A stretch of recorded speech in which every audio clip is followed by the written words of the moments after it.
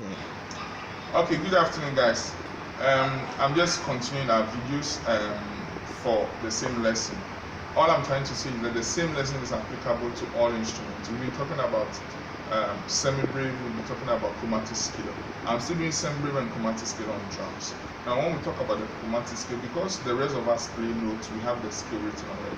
With drums, you can't have a chromatic scale for you, even though you use the bass clef. Drummers use the bass clef. When I talk about the bass clef, you know the bass clef. Drums uses bass clef, or there's a sound we use to replace the bass clef for drum section or protection.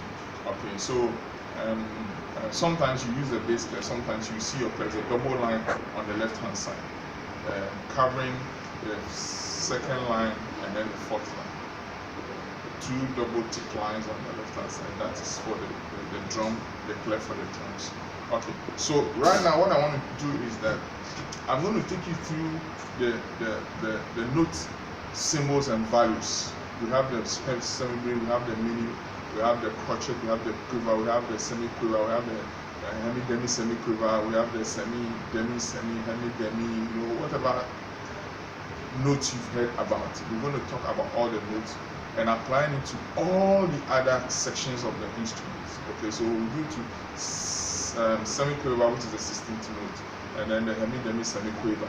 I think I will end on the hemi-demi semi-quiver. So we are doing semi-brave, we are doing minim, we are doing crotchet, we are doing quiver, we are doing semi-quiver, we are doing hemi-demi semi-quiver, and you know, I think it's gonna be 7 different notes and then how we can actually apply it to any of the instruments. So what I'm trying to do is I'm teaching you theory and the practicals all the same at once. Okay. So here on the drums, if you want to play semi-brave, you do now the sound cuts. Unlike guitar, trumpet, you hold a note and count 4. But here you don't hold a note to count 4. What happens is that the interval between your next hit determines which note you're playing. So for example, if I do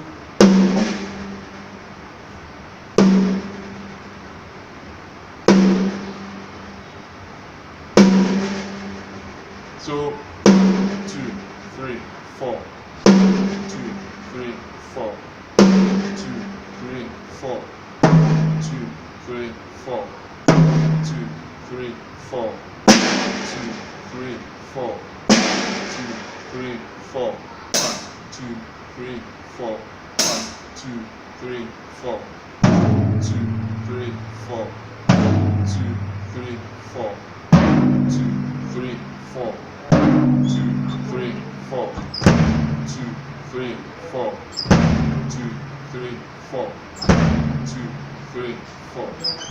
So as you can see, I've done semi-brave on all the parts of the instrument. I did it on hi-hat, I did it on the snare, the first tom, the second tom, the third tom, the fourth tom. I did a semi-brave note on it. Most of the time when we are playing when we are doing worship, the kit does a lot of semi-brave.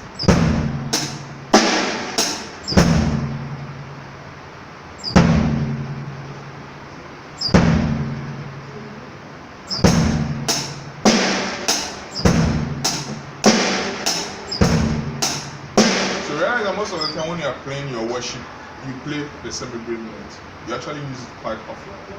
So I hope you understand how the semi-brave now works on the drum set. I wanted to do bass today. In a few minutes I'm going to send the bass and then the lead as well. So you also know how the chromatic works on the lead guitar and then also it works on the bass guitar. Then we move to the next note, which is minim. Thank you very much for watching. And then make sure you don't forget these lessons, because after we've done the next 3 notes, we're going to put all of them together so you see how they work. Okay, this is just an introduction to chromatic scale and then also semi-brave. Semi-brave can also be called whole note, so you can call it a semi-brave or a whole note. The value is 4 bits. Thank you very much.